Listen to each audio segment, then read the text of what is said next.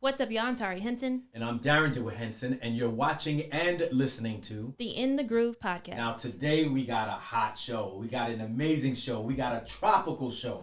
All the way from Jamaica, Mr. Oh No himself. Oh no! Redrat is in the building, and he brought along his beautiful wife, PASCALLI. We're going to be talking to both of them about a lot. But first, I'm going to hand it over to Queen T.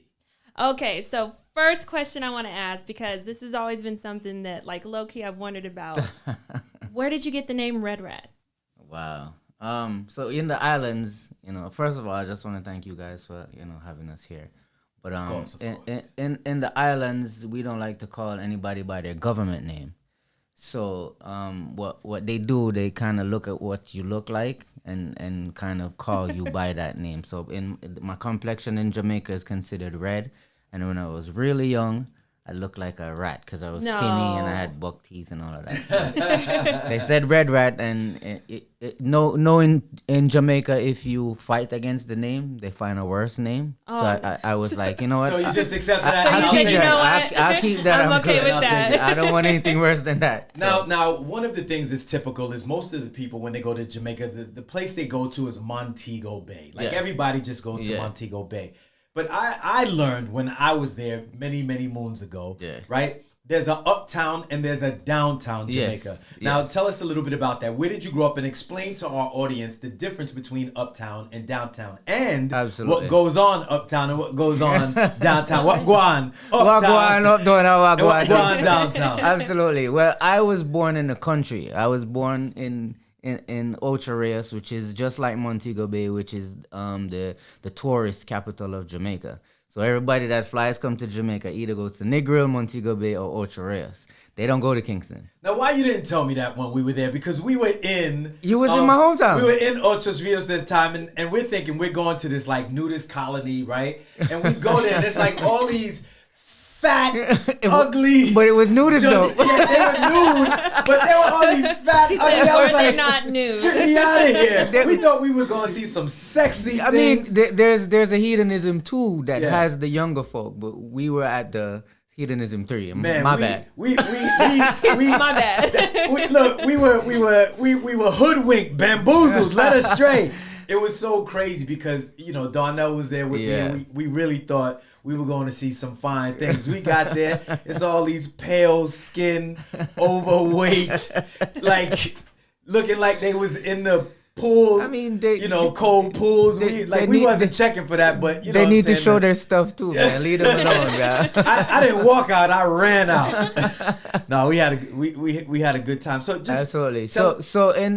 It's pretty much like everywhere else in the world, uptown and downtown, but. I would say uptown in New York is the hood, right?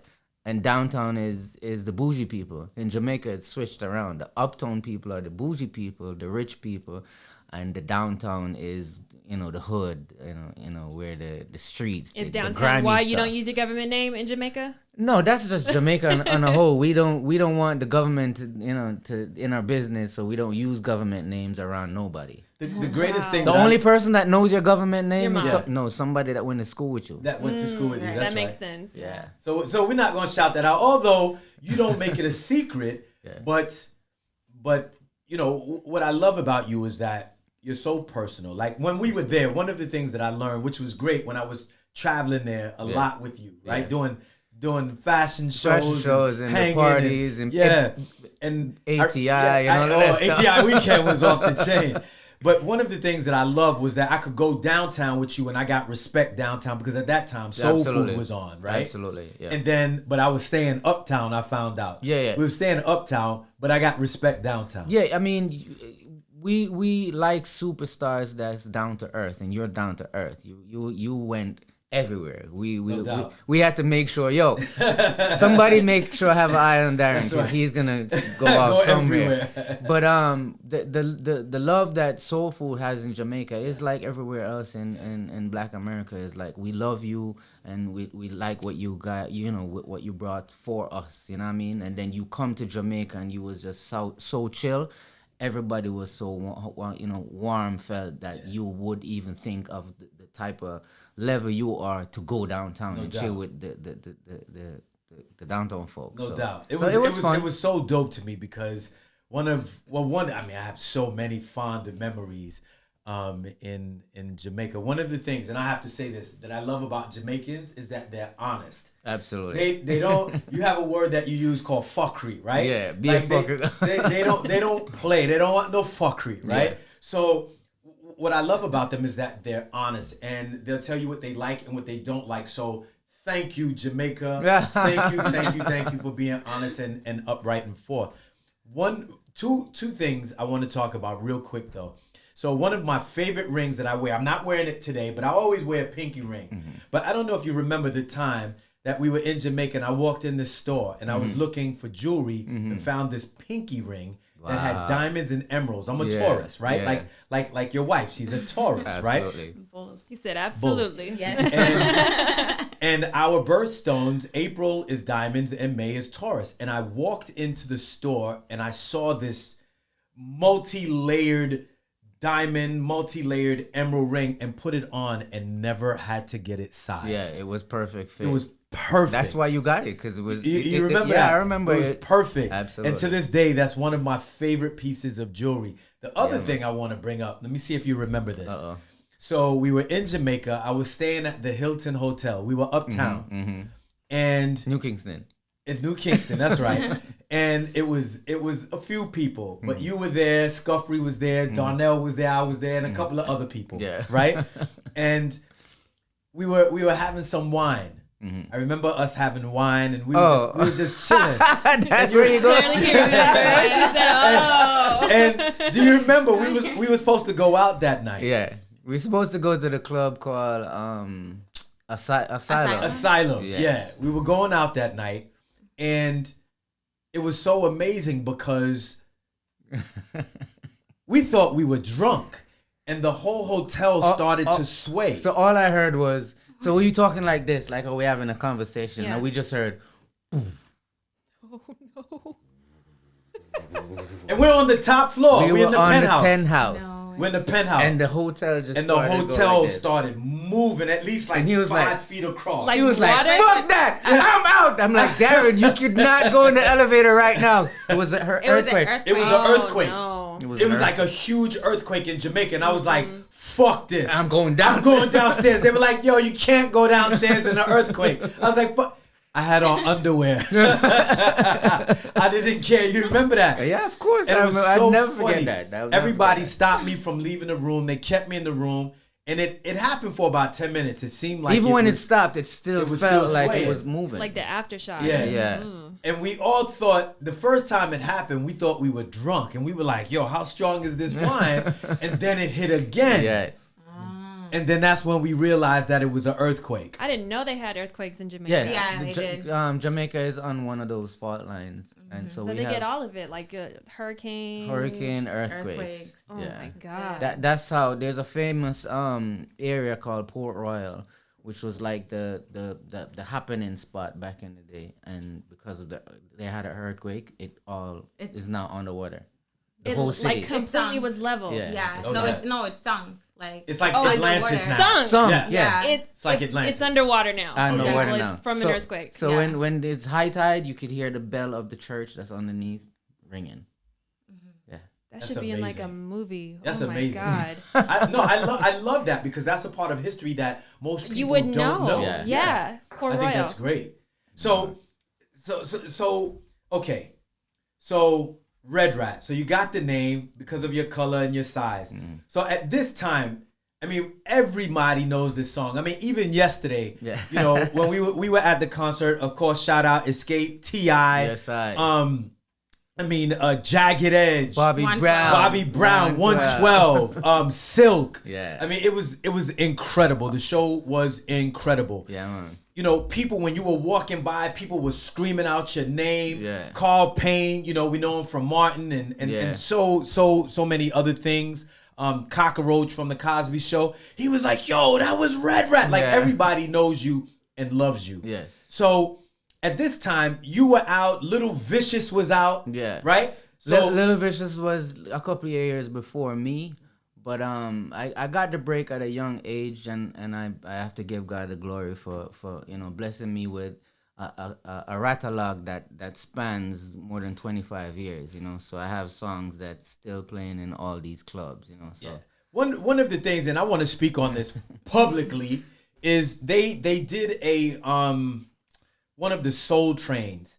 And they do the combination of R&B and rap, and then they did a dance hall one where the DJ brings people in, and there were so many people on the internet that were upset that you were not a part of that. Absolutely. Like, people literally were pissed off that you were not part of that. So, like, anytime that you have a dance hall, anything, Redrat needs to be included in that, right? Say it again, bro. I mean, it's what it is. Standard procedure. Absolutely. Because people really, I mean, I saw people, I heard people, I read people, they were like, where's Redrat? Yeah, like that absolutely. song, Shelly Ann. Tight Up right? Skirt, all those records. Tight Up Skirt, like, huge records. Not huge, massive. Yes. All over the world. Absolutely. Right? So, you were performing at that time. So now in teenage years, tell us what changed during the years. For you.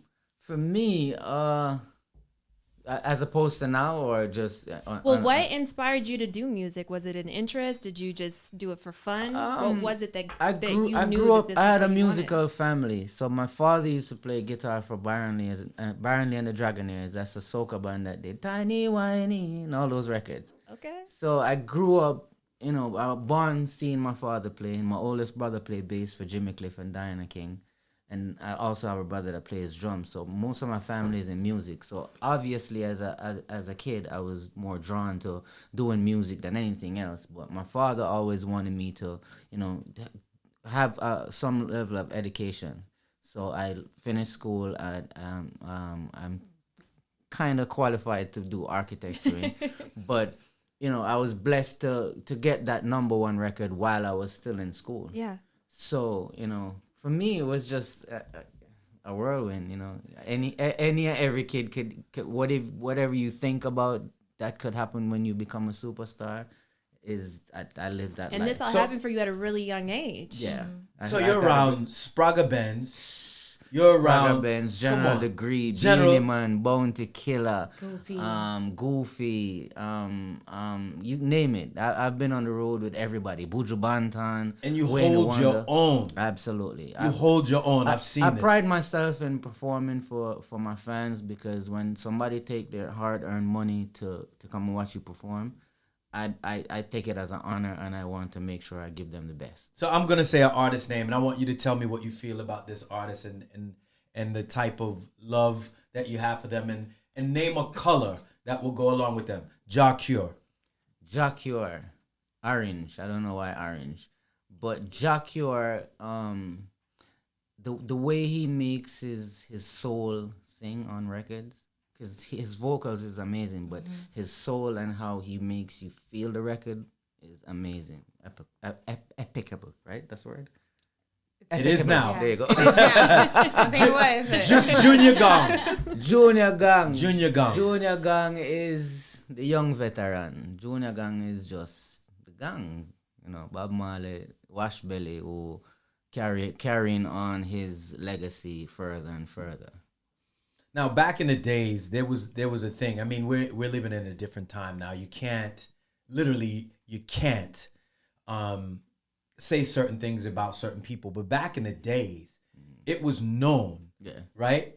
I mean, there were a lot of artists who kind of got blacklisted because they a lot of them can't fly right now because of it. You understand? they made statements about the gay lifestyle. Yeah. And I mean, it's no secret, right? Boom, bye, bye, right? Yeah. So it's like, what do you feel about that now? Do you feel like that diversity makes the world a better place? Do you feel like, for me, I don't really talk about anybody's preference or sexual preference. For me, I grew up in a country, in the islands, and well, not you personally, but I mean, is Jamaica now adherent to diversity? Is it changed? I mean, or is it still the same? It's more prevalent. You see them everywhere now, and they have prominent positions in the country. So they're kind of well protected now as they from before. But I mean, it's opening up. The whole world is opening up.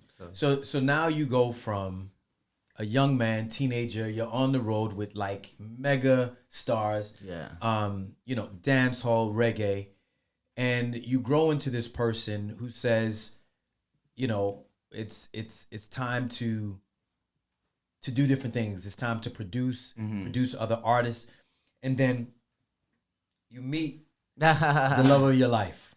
So I've been producing and writing from I was a kid. And the industry, we could talk plain and straight. We know the industry have some fuck up people, and they take advantage of people, especially when you get a break at a younger age. Absolutely. And my manager at the time was considered family, so I had trust and all of that. And at the end of the day, when the tables are turned and the bottles are open, you realize what's supposed to be there is not there. And I met this wonderful lady right here sitting beside me at a time in my life when most artists you probably would have found him somewhere coked out or dead. Yeah, because it got rough for a while, right? I went through a lot with, my musical career and, my old manager, which you know already. Of course. And the lack of not doing what needs to be done. And I was in a position where I am who I am, but it's not showing how it's supposed to be, and I wanted to give up, and I didn't feel like I need to. It's a lot of things. So you were going through a lot at that time. At that time, I was going through a lot. My father just died, and I had to leave Jamaica. It's a lot of things. And when she met me, I was in a no-care zone. Introduce your wife. So, ladies and gentlemen, the person that saved my life, why I'm here today, Miss PASCALLI. Oh, welcome, PASCALLI. So I want to know, we love talking about relationships on this show. So I want to know just briefly, how did you guys meet? What was that first kind of like knowing that you really liked each other, that you kind of knew it was more than just... Was it sex at first sight? No. He laughed. She said, no. No, so I'll tell you why he laughed, and I'll tell you what the story was. So actually, when he got his first break, he was brought to the Bahamas for a concert over there, and I must have probably been like maybe 11 at the time, and the promoter brought them to the family house. So they came, we're like playing like Nintendo 64, like totally not interested. And they're like, come on kids, like everyone come and take a picture with the artist, because they would always bring like different artists and stuff to their house. And that was the very, very first time we met. But that was just meeting. Right. It was just meeting, you guys. It was just she meeting. Was a kid. That's it. Okay. Right. So that's the reason why we laugh, right? And then when I was 16, he came back again. And that's when I started. But what's interesting? I just thought about something, because something similar happened with Prince and Maite years ago. He knew her when she was younger and waited for her to be of age. I didn't do that, though. No. He was like, I wasn't stalking her. I was waiting. I was going. So as fate would have it, the girl that was supposed to do all the interviews for all the artists, she got sick. So they asked me to step in and to like interview everyone that was like on the bill.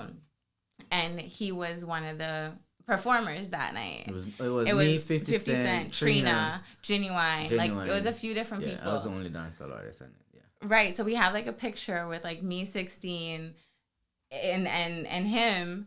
I'm in the club, totally not supposed to be there, but I got a pass. So from that day, I was after her heavily, and a lot of her friends I know personally, I would tell them like, "Yo, I want to meet her," and they would never introduce her Because she was underage. And they were teasing him kind too, of underage yet. Because when Leah's song was out, and at first you don't succeed, they would sing that to him. yourself up and try again. He's like, I got And two more you had years. no idea about that, right? I had no. I She was had the no idea. last. So your person friends to really find didn't out. say anything. Not a soul said anything. So at what age did you guys really link up? So so we kept meeting back and forth like in different countries. So at this point now, like I'm starting to host, I'm starting to model and stuff, and I was getting booked to go to, you know, Turks and Caicos to host this and this other place, and we would keep running and crossing paths with each other. And there was a movie that was never released. It was called it was never released. and and on that set, that's when we, you know, got a chance to, you know, kind of hang out together and get to know each other and stuff like that. I started vibing at that time. Yeah. So a situation happened on the set with the director, kind of not going too deep into it, but it was a Me Too thing regarding her, and I was. That happens a lot. And I saw what was happening, and I wasn't with it, so you know I offered her to take her to lunch. He's like, "Are you alright?" And we went to lunch, and 4 days later, we've been together ever since. That's beautiful. That's beautiful. And you're a Taurus like me. Yeah. And you are one day apart, and you're to a be Capricorn. exact. Right. But so yeah, they're one day apart, and then we are both in January, which I Yes. think is very special because January is pretty much the greatest month. Thank you very much. Right. I agree. We'll let them have that. 100%. We'll let them have that. Yes, you will. We have everything else. Okay. So one of the things that again we like to talk about here is the responsibility of being an entertainer. You know, we've had a lot of entertainers on the show, and one of the things that we see is an underlining thread is responsibility. Responsibility to the culture of the art, responsibility to yourself as an individual, and the responsibility of you as a couple. Now, as you said, it's very difficult in this industry to kind of intertwine all of them and find happiness. What do you find for yourself? Because we all find success. We define success individually. Absolutely. I'd like to hear from you because right now you're living in the States. You're not living in Jamaica, right? Absolutely. So did you feel a sense of freedom when you were able to move to America and live here? Because I know that you can't just do that when you live in Jamaica, right? I mean it's just another level because there's no part of Jamaica that doesn't know who Redrat is, Right? Because I'm a household name. But moving to the States it's another opportunity to you know further my craft and my career to a international level. So it's more of an opportunity for me than a change of lifestyle because I'm still doing the same thing, just in another country. Because you're still performing, right? Absolutely. I know you just did the One Fest. One music festival. Yeah. And I'm leaving on Thursday to go to Miami to do another a performance. So. And not only that, but one of the dynamic parts about you was that even your videos told stories. They were movies. They weren't just music videos. They told stories, which kind of transitions into you acting. I know you're getting ready to act now. You've been taking classes and building that up and really working towards seeing you on the big screen, like television and the big screen. Absolutely. And I know PASCALLI, you've had your take in acting as well. So there's a lot of diversity coming from your camp. I know you're producing music, you sing as well, right? Yeah. I heard one song that sounded like something that would be played at the World Cup. What's the name of that song, PASCALLI, please? It's called Global Fiesta. Global Fiesta. Can our audience find it anywhere? Will they be able to hear it anywhere? It's not released. It's not released just yet. The song will be released ultimately. It will. Okay, it's an amazing song. Thank you. And Redrat, can you tell us your latest song out right now? What is your latest single out right now? So we just did a project because we are producers as well, an entity called Mogul Beats. So we just released a project. It's called Gold Bars Rhythm, and my song on that rhythm is called That Girl 2.0. because that when you hear it, it sounds like Shelly Ann, which is my first exactly, but it's I kind of remixed it to 2022 vibe. So it's called That Girl 2.0. Nice. And my favorite, and you know what my favorite is, Curfew. Last night I woke up in You know what? curfew. We got about 1 more minute left. Yeah. Give them a little something right now.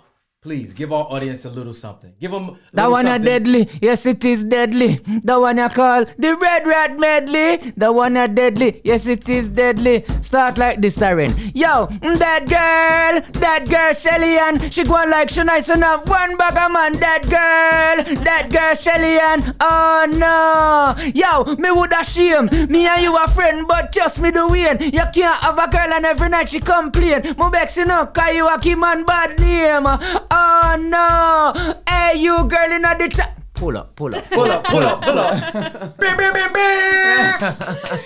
Dope. Please tell everybody where they can find you and you. Absolutely. You can find me on all social media at Redrat Music.